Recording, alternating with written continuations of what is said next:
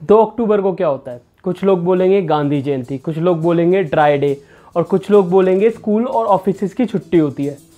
पर बड़े दुख के साथ कहना पड़ रहा है कि बहुत कम लोगों को पता है कि 2 अक्टूबर को लाल बहादुर शास्त्री जी का भी बर्थडे होता है, हमारे दूसरे प्रधानमंत्री।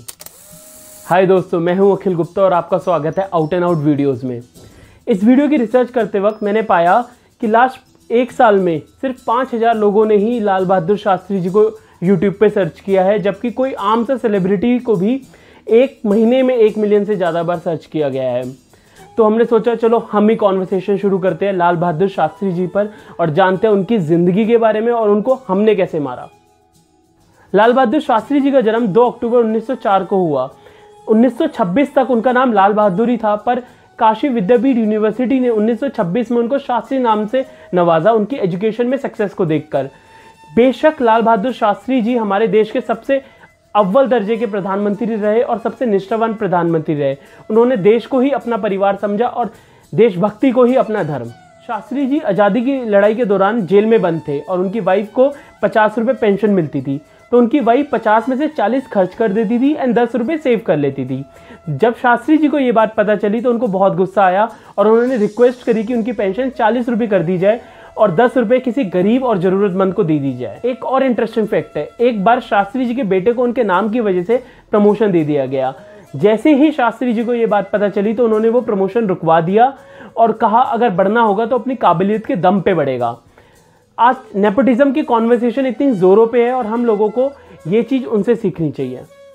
1962 में चाइना से वॉर हारने के बाद इंडिया का कॉन्फिडेंस बहुत लो था और इसी का फ़ायदा उठा के पाकिस्तान ने इंडिया पे अटैक कर दिया।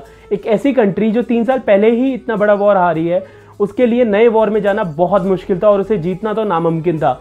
बट लाल बहादुर शास्त्री जी ने पूरे इंडिया को कॉन्फिडेंस दिलाया कि हम ये वॉर जीत सकते हैं। लाल बहादुर शास्त्री जी ने इंडियन आर्मी को फ्री हैंड दिया और इंडियन आर्मी ने बॉर्डर क्रॉस करके लाहौर पर अटैक किया।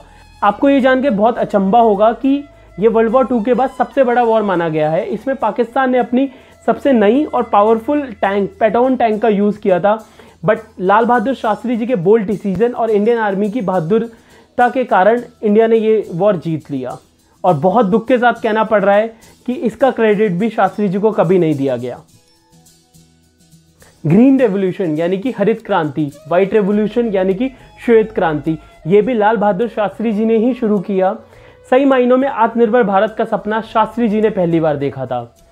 शास्त्री जी ने बहुत जल्दी रियलाइज़ किया कि हमें एग्रीकल्चर एंड डेयरी सेक्टर में प्रोग्रेस करनी पड़ेगी, अदरवाइज हम पिछड़ जाएंगे, क्योंकि ये ही सेक्टर्स हमारी ताकत है। शास्त्री जी ने ग्रीन रेवोल्यूशन के थ्रू एग्रीकल्चर सेक्टर में प्रोडक्टिविटी बढ़ाई, जिसका सीधा फायदा फार्मर्स को मिला। व्हाइट रेवोल्यूशन, जिसको ऑपरेशन फ्लड के नाम से भी जाना जाता है, उसमें ऐसे देश जिसमें मिल्क की बहुत बड़ी कमी थी उसको वर्ल्ड का टॉप मिल्क प्रोड्यूसर बनाया। आप लोगों को शायद पता नहीं होगा, जय जवान जय किसान नारा भी शास्त्री जी ने दिया, क्योंकि उनको पता था हमारे देश की नींव या तो किसान है या जवान है। शास्त्री जी की मौत को आज 50 साल से ज़्यादा हो गए हैं, पर शर्मिंदगी की बात यह है कि आज तक उनकी डेथ मिस्ट्री सॉल्व नहीं हो पाई। हमें आज तक नहीं पता कि उनकी डेथ एक्चुअल में हुई कैसे थी। किसी और देश में ये हुआ होता तो पूरे देश की इंटेलिजेंस उस केस को सॉल्व करने में लग जाती, पर हमारे यहाँ पे या तो किसी पर्सनल रीज़न या पॉलिटिकल रीज़न से ये इन्वेस्टिगेशन सही ढंग से कभी हुई नहीं। तो जानते हैं उस दिन हुआ क्या। 10 जनवरी 1966 को शास्त्री जी अपना विला पहुँचे 4 बजे ताशकंद समझौते के बाद। वहाँ पर उन्होंने पहुँचकर अपना डिनर किया, जिसको जान मोहम्मद ने बनाया था, जो कि इंडियन एम्बेसडर के कुक थे। याद रखिएगा, जान मोहम्मद, इसका नाम आगे बहुत बार आएगा। रात 11:30 बजे शास्त्री जी ने एक गिलास दूध पिया, जो कि जान मोहम्मद ने ही बनाया था। उसके बाद उनका पर्सनल स्टाफ उनको छोड़कर चला गया जब तक वे बिल्कुल ठीक थे। रात 1:30 बजे जब उनकी आंख खुली तो उनको बहुत तेज खांसी हुई और वहाँ पर ना कोई फ़ोन था ना कोई इंटरकॉम था। जस्ट इमेजिन, किसी देश का प्राइम मिनिस्टर रुका हुआ है और उस रूम में ना फ़ोन है ना इंटरकॉम है। ये है ना हैरानी वाली बात।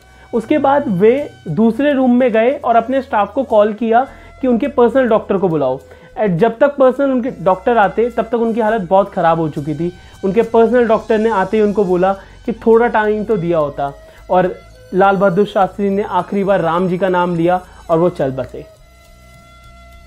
पहली KGB, जो VIPs की सिक्योरिटी के लिए रिस्पॉन्सिबल थी, उन्होंने रात को सारे कुक्स को उठाया क्योंकि उनको शक था कि शास्त्री जी को पॉइजन दिया गया है, और उनको सबसे ज़्यादा शक जान मोहम्मद पे था।